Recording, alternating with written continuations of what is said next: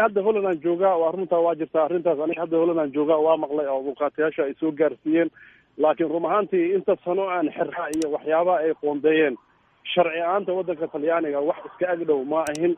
maxaa yeelay intaas waxaa loo qoondeeyaa dadka 9 sano 8 sano xiran anigana waa dhowr iyo 10 sano ay kor u dhaaftay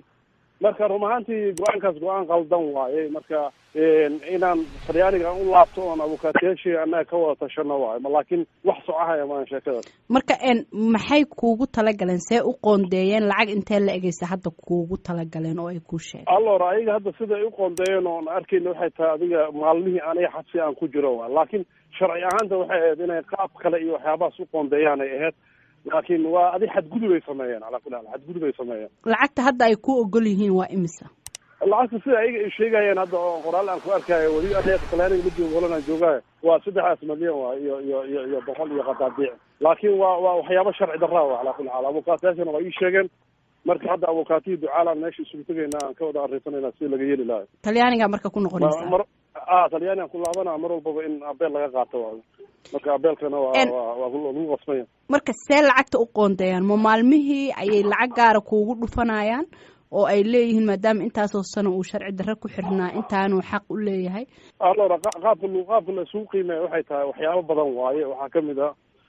inta sano aada xereed waxaa kamid a dhibaatooyinkii aad la kulantay xabsiga tii maskaxiyan tii dhinac walba leh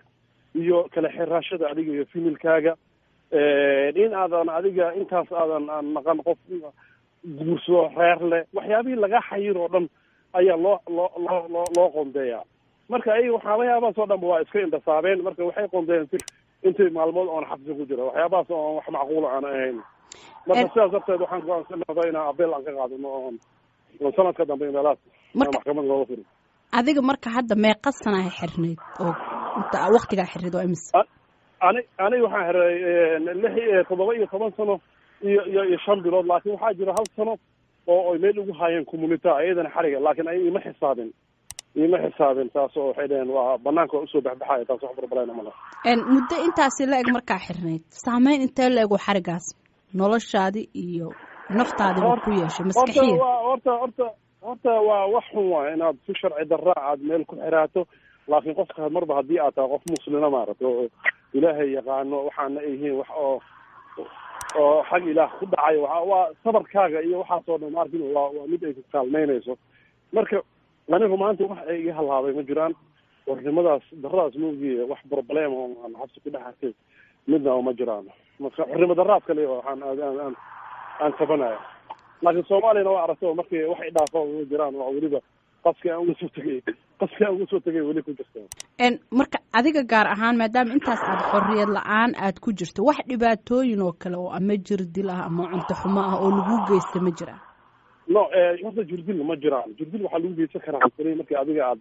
aad dagaal aad samayso laakiin aniga waxaa ilaahay igu gargaaray xabsiyada ay geleen waa xabsiyada ugu khatarsan waddanka talyaaniga dadka brigaadka roos iyo maafiyada la geeyo xabsigaasna waxaa waa cunayarina kama jirto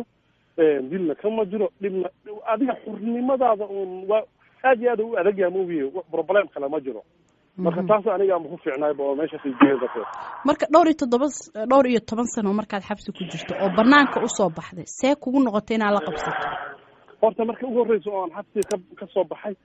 adiga oo aan fasax la ii ogolaaday horta tilaabta ugu horreysa ilan waxaa ku socotaa derbi yar oo wareegsan leh ku dhex socotaa iyo xero iyo qol oo 3 mitir oo quadratiya marka maxbuus walba markuu banaanka usoo baxaba tilaabta uu qaadayo waaba ku faadano marka waa inuu 10 daqiiqo istaago waa meel kabacdi oo dhaaqo sameeyo marka ani maalintii ugu horreysa oo aan irida kasoo baxa dhulkan ku dhacdo socdaa marka see ula qabsanaysaa hadda noloshii inaad shaqaysato inaad wax barato inaad guursato see kuugu fududahay hadda noloshaba maya wax dhibo male ila haddii adiga xabsiga ku deganeed maarkin oo aad qof caadiya ku aheed oo aysan waxba kaaga halaabin xabsiga banaankana waa la qabsan kartaa aniga hadda banaanka markaan soo baxaba xoogaa maalmood kadib waa la qabsaday waxaan noqday qof caadiya wax problema iguma dhicin adiga haddii aad problem faa-ida xabsiga uu kugu haayay ayaadan banaanka la qabsan karin laakiin haddii xabsiga qof caadiya a ku aheed oo habiya wax ka halaabay male banaankana waa la qabsan kartaa waana hadda waaba la qabsaday